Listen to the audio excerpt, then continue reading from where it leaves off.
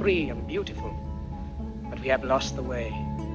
Greed has poisoned men's souls, has barricaded the world with hate, has goose-stepped us into misery and bloodshed. We have developed speed, but we have shut ourselves in. Machinery that gives abundance has left us in want. Our knowledge has made us cynical, our cleverness hard and unkind. We think too much, believe too little. More than machinery, we need humanity. More than cleverness, we need kindness and gentleness. Without these qualities, life will be violent, all will be lost. The aeroplane and the radio have brought us closer together. The very nature of these inventions cries out for the goodness in men, cries out for universal brotherhood, for the unity of us all.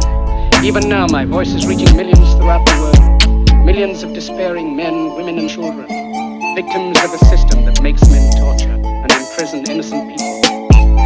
To those who can hear me I say, do not despair. The misery that is now upon us is